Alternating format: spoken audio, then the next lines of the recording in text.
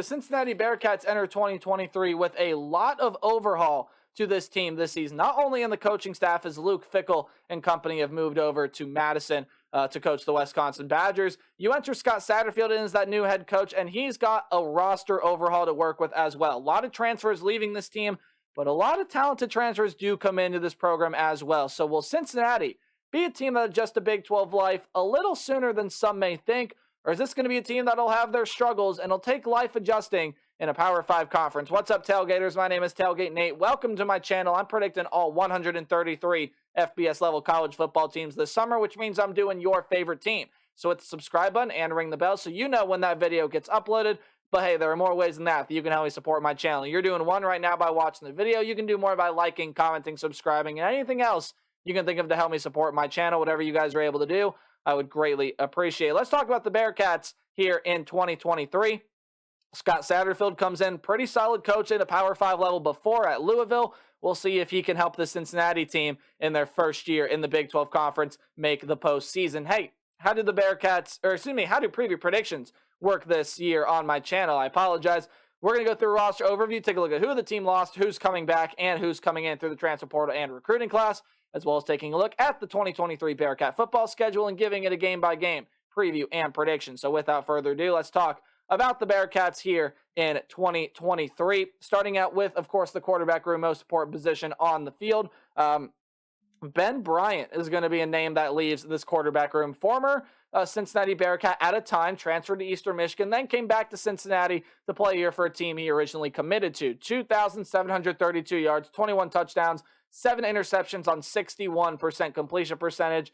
He was a solid quarterback for this team, and you lose him, big loss. Now, Evan Prater probably slated to be that starting quarterback this year, you would have thought last year, but was not earth-shattering by any means last season. 423 yards, only 1 touchdown, one interception, threw 66 passes, but had 53% completion. Definitely some things that Prater's going to have to work on with his game in order to be starter ready. I believe that at his ceiling, he is the starter for this Bearcats team, but if he is not ready to go, Scott Satterfield does not feel like he's up to standard. You do get a transfer coming in Emory Jones, who comes over by way of Arizona State, formerly the Florida Gators. So would not surprise me to see either of these two quarterbacks start under center for the Bearcats in 2023. When you look at the running back room, Charles McClelland had 849 yards, 7 touchdowns. Your leading rusher last year, he's gone, as well as your number 3, and Ryan Montgomery leaves the room as well. But you do get some nice pieces returning, as Corey Kiner does come back at 362 yards and 5 touchdowns last year. And Miles Montgomery returns to this running back room as well. Had 14 carries, but 120 yards last year, so could be a solid option in the running back room for them this season as well. Now, the pass-catching units, wide receivers, tight ends, this is where a lot of overhaul takes place. In the wide receiver room, your top 4 leading receivers among wide receivers last year are on the screen. They are gone, and there are a couple more that leave this unit as well. But again, most notably, Tyler Scott led the team, 899 yards, 9 touchdowns. Trey Tucker, 672 yards, 3 touchdowns. Nick Mardner and Jaden Thompson, I believe that should be an O instead of an E. I apologize, are all going to be gone. Will Pauling is another name that leaves this group as well.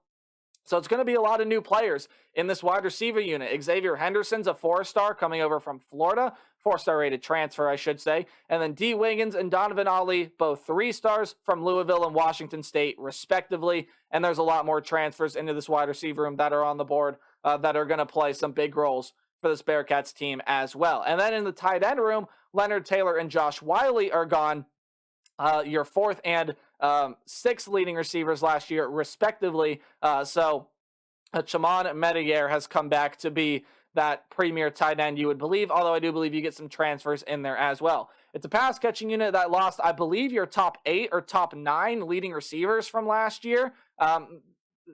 This is a pass-catching unit that's going to need to figure things out fast, especially with the quarterback situation being a bit of an unknown there as well. On the offensive line, you do lose Lorenz Metz, James Tunstall, and Jake Renfro, but you do transfer in Trevor Radisevich, Luke Kandra, and Philip Wilder to help bolster the offensive line. Defensively, what can we expect from the Bearcats in 2023? Well, on the defensive line, you lose Jabari Taylor and Noah Potter, both of which had 2.5 sacks, I should say, last season. for both of those guys. Solid parts to the defensive line. However, you do return Jawan Briggs, who was your leading tackler among defensive linemen. 60 tackles. That was sixth on the team, my apologies, and 3 sacks for the team last season. Also, guys like Dante Corleone, Malik Vann, and Justin Woodley are going to be coming back to this team. In the linebacking unit, you lose a one-of-a-kind player in Ivan Pace. 10 sacks last year, 137 tackles, was outstanding for the Cincinnati team coming over from Miami, Ohio. You lose him, as well as a couple other leading tacklers. Ty Van Fossen and Jaheim Thomas will both be gone. Those guys were both at least had 70 tackles for the team last year. And then Wilson Huber leaves as well. Jack Dingle, David Jones are going to be some names returning in this linebacking unit, as well as Dorian Jones and a couple other transfers that come into this program. Now, I know I missed a name, but I'm going to say him here when we talk about the defensive back unit. That is losing a lot of talent there as well. Arquan Bush, 6 passes defended, 2 interceptions last year. J.Q. Hardaway, very good player in his own right. He is going to be gone. Jaquan Shepard led the team with 10 passes defended, and Javon Hicks led the team with 3 interceptions. Oh, and had a pick 6 last season as well. You do return guys like Byron Threats, and here's the big name, Deshaun Pace. Deshaun Pace coming back is huge for this team. He's like a linebacker, defensive back combo. I believe ourlads.com has him playing a star position for Brian Brown's defense. So we'll see what role he kind of slots in, but should be really, really good piece to that defense this year. And then you also get some transfers in Jordan Young, DJ Taylor, some other names I could have put on this list as well. So if they figure out that quarterback, the pass catching transfers flow in smoothly, and the defense can reload and restore, this can be a very competitive team in the Big 12 Conference this year. Your head coach is Scott Satterfield, offensive coordinator Brad Glenn, and defensive coordinator, of course, I mentioned his name earlier, Brian Brown. Looking at the Cincinnati Bearcats schedule in 2023, looks like this. Any game at home will be underlined, and any game on the road will be in italics or the slanted text. So any game in green you see is a game that I have Cincinnati winning easily. Any game in yellow is a game where, hey, okay, that's going to be a close competitive game, or the other team will give the Bearcats some trouble, but it will be a win, and red is a loss. So without further ado, you're going to start off 2023 with a nice win there against Eastern Kentucky. But I believe your first loss gets picked up there against the Pittsburgh Panthers. Pitt is a team that is going over some quarterback overhaul with Keaton Slovis transferring out. We'll mention his name more here in a little bit, but there's a lot of solid talent on that Pitt team. Again, Cincinnati's got a lot of roster overhaul this year, as well as a brand new coach. And this is a team in Cincinnati that I think is going to have their struggles, especially early on in the year. It's a Pitt team that I think matches up well with Cincinnati, and you have to go on the road to play them. Give me Pitt to win that game against Cincinnati. But bouncing back and getting a nice win against Miami, Ohio. Miami, Ohio has lost a lot of talent to the transfer portal over the past couple of years. Ivan Pace went to Cincinnati last year, but John Saunders, a cornerback. There's a lot of other talent that leaves that team through the portal and by other means this year. And I think Cincinnati is going to be able to win that game, pick up their second win of 2023. However, things start to go downhill fast when you get into the Big 12 Conference, because there's a lot of very good teams in the Big 12 this year, and a lot of teams that I think are going to be a lot better than Cincinnati. One of them, obviously, is Oklahoma. Now, that defense does have to improve. It was abysmal last year, but this is going to be too much offensive firepower for Cincinnati to handle. With Dylan Gabriel, some really good talent in the skill position groupings, that's going to be an Oklahoma team that's going to score a lot of points, I think, against the Cincinnati defense. Again, the Sooner defense has to get better, but I do not see the Bearcats competing with the Sooners this season. This game happens in week 5, not week 6. Apologies for the sneeze. This game happens in week 5, not week 6. The typo's fixed right there. I apologize for that. But I think the Bearcats will lose to BYU. Mentioned Keaton Slovis's name a little bit ago. Hey, he's right here, right? He is with the BYU Cougars to help replace Jaron Hall. And there's still a lot of good talent. Kalani Sitake's group is getting a lot of transfers coming into this program to help recruit from all the talent they lost last season. I think it's going to be a very competitive team in the Big 12 Conference this year. I got BYU being pretty solid. I think they're going to beat Cincinnati. Provo's a hard place to play. It's going to be a Friday night game. Cincinnati on the road will drop that game. And then you get your bye week and a very winnable game here against Iowa State. I could very well see Cincinnati winning this game, but I am going to have them dropping this one, right? Iowa State is a team where you get Hunter Decker's back at quarterback, Jareel Brock is coming back at running back, and although that team loses a lot of pieces defensively, there are some transfers coming in for Matt Campbell's group. It's a team that lost a lot of close games last season, so they're very, very close to really breaking out yet again under Matt Campbell. I think this is going to be a pretty solid Iowa State team, and I think Cincinnati's going to end up dropping that game there. I think Deckers and Brock are going to end up making some plays to help them win that game.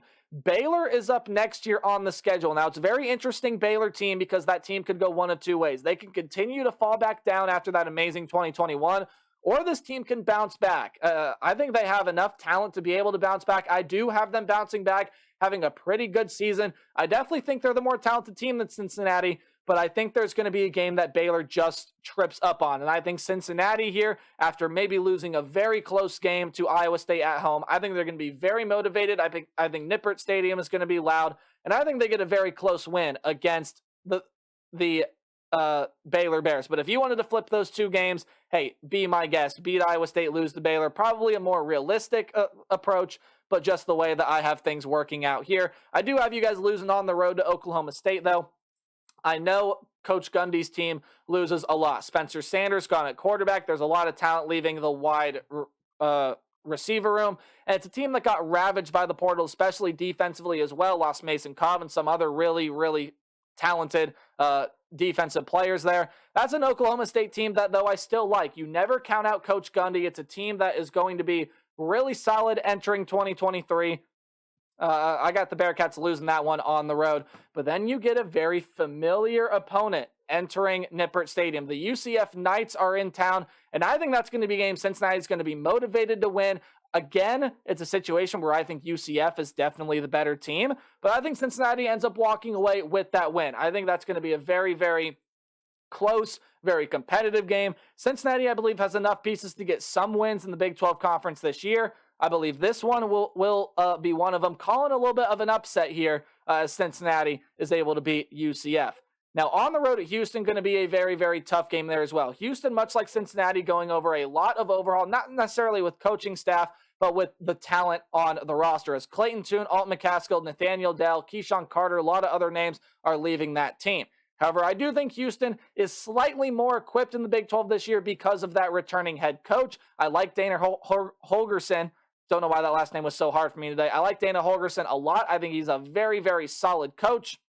And I think he'll have Houston be a pretty competitive team this year. But again, that talent on Houston, they definitely are bringing in a lot of transfers. Familiar opponent here with Cincinnati. It's going to be a very close, very back and forth game. But I think Houston, with all the transfers they brought in, may be the slightly more talented team than Cincinnati entering this game. And with Houston getting it at home, I'm going to go with home field advantage here, as well as Houston able to pull off that Week 11 win against Cincinnati. Again, a very winnable game, though, for the Bearcats. You have another winnable game coming up here against West Virginia, and it's a game that I have Cincinnati dropping as well. Look, I don't think West Virginia is going to be great this year. You're losing JT Daniels, a lot of weapons in that wide receiver room. Defensively, there's a lot of good pieces that leave as well. But West Virginia, I think, is also going to win their fair share of games this year.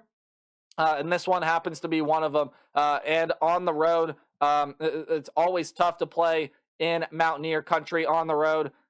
So Cincinnati going to be able to, or I should say West Virginia going to be able to win that game in Morgantown. And Bearcats will pick up a loss. And I also think they dropped this game to Kansas here as well.